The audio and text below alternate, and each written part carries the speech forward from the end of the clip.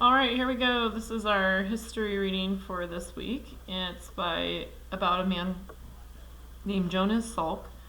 And it says the connections, Writing Time magazine, Jonas Salk, one of the most important people of the 20th century. Do you agree? Take a stance. Write a letter to Time magazine voicing your opinion, including details from the text to support your claim. Explain how this is the science part, is going to explain how antibodies work to make the bodies immune to disease. Include a label diagram of your antibody with your explanation. You don't have to do that, but that's their recommendation. This is the guy.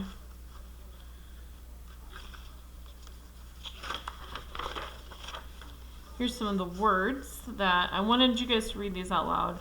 I do think it's important for you guys to keep building your vocabulary, specifically in the areas of science and social studies. I'm going to just mess with there we go. Here's some words to know. Well, the words to know, but hopefully never happen. Crippled, devastating, epidemic, we know all about that one. Field trial,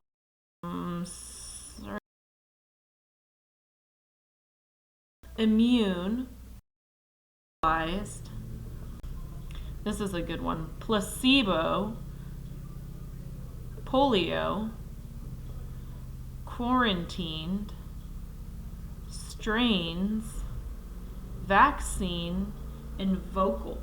So just really quick, if you wanted to know what any of these words meant, I probably should have changed things a little bit, but they are in your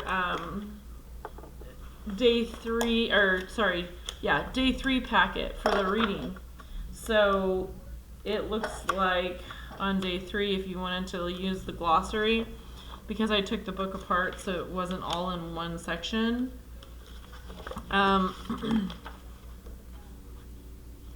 Kind of challenged today. This is where the words are at. So crippled is disabled or unable to walk. Devastating, causing great physical, emotional, or pain. Epidemic, the rapid spread of a disease within a community. Oh my gosh. Field trial, a test of a new product or process in its intended situation to determine its effectiveness. I know they're trying to do this to figure out how to fix the COVID-19.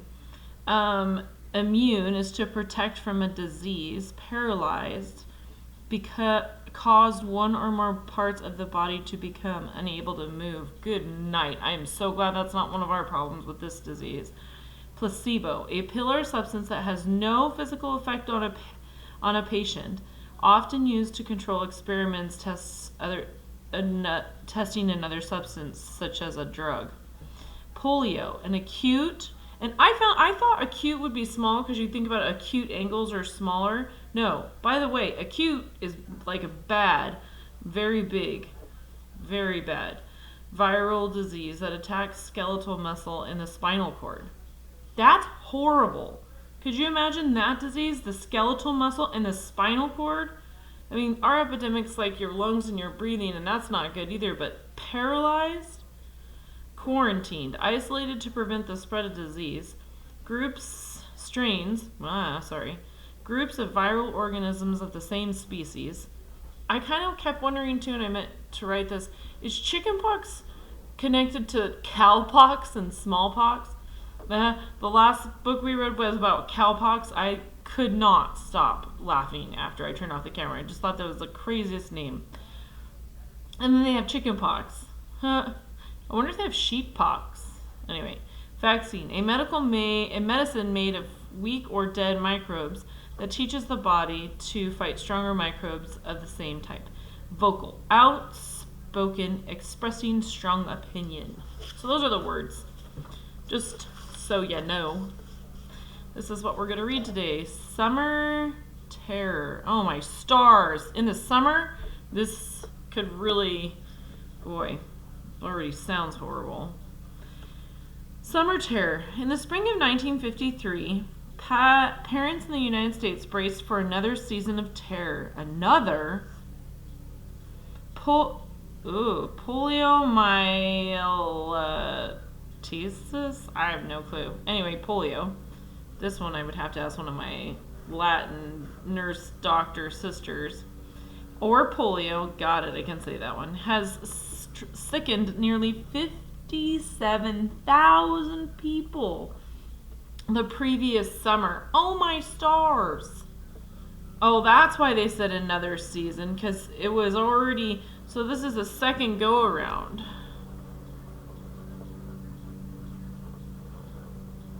Holy smokes. The disease had left 20,000 people, mostly children. Oh my stars. Crippled, and another 3,000 dead. Ah! I'm gonna make their hair stand up. That's insane. That's crazy. In most cases, the polio virus caused cold-like symptoms, but in some cases, the virus paralyzed the arms and legs. In worst case, it paralyzed the chest muscles so people couldn't breathe. Oh, that's crazy. People avoided large crowds and police quarantined homes and took sick children to hospitals where they stayed for months, even years. Oh my stars. Oh, I get it. I didn't see this sign. It said signs warn people to stay away from areas sickened by polio. So they didn't affect the parents so much, it just affected the kids. Oh, infantile paralysis. Oh, that's horrible. There was one hope. Good. One hope. Dun dun dun. Dr. Jonas Salk told the nation that a vaccine for polio was on the way. How to make a difference. Jonas Salk, born in New York in 1914, was a good student who entered Townsend Harris Hall, a high school for gifted students, when he was 12. What? 12 in high school?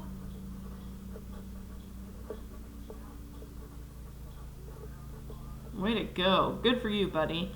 Salk then went to City College of New York by age 16. College by 16?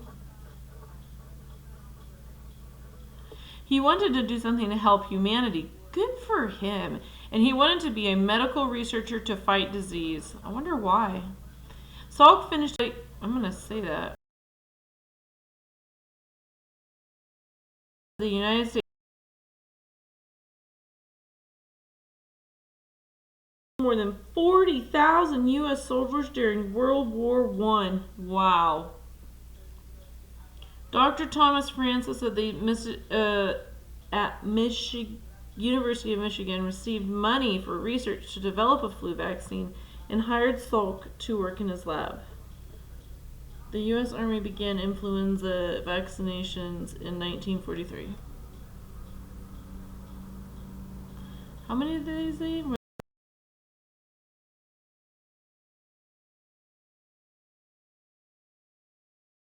The disease. Salk developed a test to count the number of antibodies in the blood, which allowed researchers to tell how well a vaccine worked without having to wait for someone to get sick. To make the vaccine, the researchers had to kill the flu virus carefully. If the outside shape of the virus was damaged, the body would not recognize the virus and make antibodies. The team was successful in producing a killed virus flu vaccine.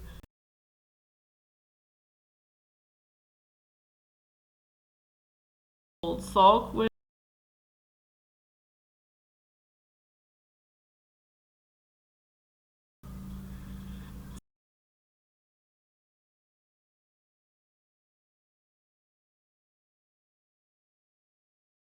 bind with the high school when he was 12 and 16 when he was 16 years old when he entered college. But I still do. I wonder why. Why was he so interested in helping people? I mean, some people would, it's a pretty noble thing to do, so good for him.